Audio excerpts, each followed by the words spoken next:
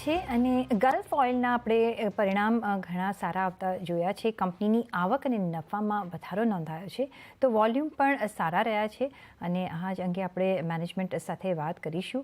પણ એ પહેલાં હું તમને એક નંબર પર હેડ્સઅપ આપી દઉં કે કઈ રીતના વખતના નંબર્સ પોસ્ટ થયા છે. તો નેટ પ્રોફિટમાં આપણે 40.7% વધારો જોઈ રહ્યા છીએ. રેવન્યુમાં પણ 11.5% વધારો જોયો છે. એબિટા 25.2% વધારો જોયા છે અને ફર્સ્ટ એવર ટાઈમ એ 100 crores માર્કને એને ઓળંગ્યો છે એબિટાએ. અને સાથે વાત કરીએ માર્જિનમાં પણ આપણે સુધારો જોઈ રહ્યા છે. 11.2%ની સામે 5.5% માર્જિન આવતા દેખાઈ રહ્યો છે. અને આ નંબર્સ અંગે જ વાત કરવા આપણી સાથે જોડાયા છે गल्फ ऑयल लुब्रिकेंट्स एमडी અને सीईओ रवि चावला. रवि जी, बहुत स्वागत है आपका सीएनबीसी बाजार में. और आप ये बार एक अच्छे नंबर्स लेके आए हैं और साथ में एबिटा का अगर देखें तो फर्स्ट एवर टाइम आपने 100 crores को पार किया है. तो ओवरऑल नंबर्स के बारे में आप क्या कहना चाहेंगे पहले?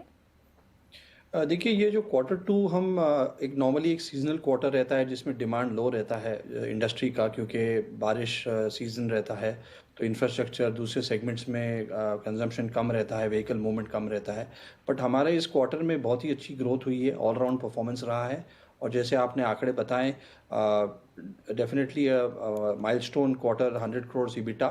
एंड हम कहेंगे कि प्रोडक्ट मिक्स और जो हमारे सेगमेंट्स हैं B2B, OEM, इंडस्ट्रियल, इसमें डबल डिजिट ग्रोथ हुई है. वॉल्यूम ग्रोथ भी हमारी कोर लुब्रिकेंट्स में 6.5% हुई है, जो इंडस्ट्री से 2 गुना है, जो हम एस्टिमेट हमारे पास है. और मैं कहूँगा कि ऑलराउंड स्टेबल इनपुट कॉस्ट रहे, मार्जिन मैनेजमेंट, प्रोडक्ट मिक्स, ये एडवांटेजेस रहे हैं इस क्वार्टर में. इसके लिए रिजल्ट्स बहुत अच्छे रहे हैं और इन कीपिंग विथ हमारी जो स्ट्रैटेजी रही और प्लान्स हैं कि हम मार्केट से 2 या 3 गुना ग्रो करें. और इस क्वार्टर में बहुत अच्छा है कि मार्जिन भी हमने इम्प्रूव किया है, इन स्पाइट ऑफ इन्वेस्टमेंट्स हमारे ब्रांड में जारी है. तो ये कहूँगा एक ऑलराउंड परफॉर्मेंस रहा है, जिससे एग्रीकल्चर सीजन भी हम देखें सितंबर में पिकअप हुआ है सेकेंड सीजन में. तो सब जो सेगमेंट्स हैं एक अच्छी परफॉर्मेंस रही है. अभी आगे जाके आप क्या सिनेरियो देख रहे हैं, क्योंकि हम देख रहे हैं ऑयल प्राइसेस में अभी काफ़ी फ्लक्चुएशन है. कितना आपके बिजनेस को अफेक्ट कर सकता है? देखिए, हमारी जो मेन रॉ मटेरियल है वो बेस ऑयल है, जो डेरिवेटिव है क्रूड ऑयल से, रिफाइनरी से आती है. तो वो ये 2 या 3 महीने की लैग टाइम रहती है. कुछ डिमांड सप्लाई का भी हम देखते हैं, बेस ऑयल की जो सप्लाईज रहती हैं, इंपोर्ट भी होते हैं, लोकल भी लेते हैं. तो ये लैग टाइम, अगर बेस ऑयल्स बढ़ते हैं, अब कुछ इंक्रीज हो रहा है उसमें, तो हमको देखना पड़ेगा. और जनरली हम ये पास ऑन करते हैं, मार्जिन मैनेजमेंट फोकस रहता है. रिटेल मार्केट में ये पास ऑन या जब कम होते हैं तो कम हमको रिड्यूस भी करना पड़ता है.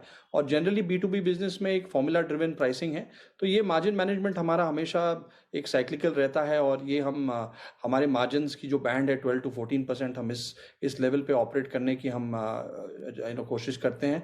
और ये जनरल लैग टाइम के बाद इम्पैक्ट आएगा मार्केट का, अगर ऑयल प्राइसिंग और बेस ऑयल प्राइसिंग इस लेवल पे रहता है. साथ में आप B2B और B2C दोनों सेगमेंट में काम करते हैं.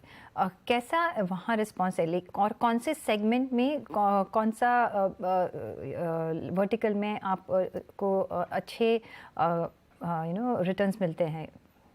देखिए, रिटेल सेगमेंट जो है वो मेन, उसमें मार्जिन ज़्यादा है रहते हैं. जो बाज़ार मार्केट है जिसमें अब आप spare part stores, lubricant stores, garages में, तो उसमें हमारा लगभग 50% बिजनेस वॉल्यूम वहाँ है. कुछ हमारे OEM फ्रेंचाइजी वर्कशॉप्स वो भी रिटेल है.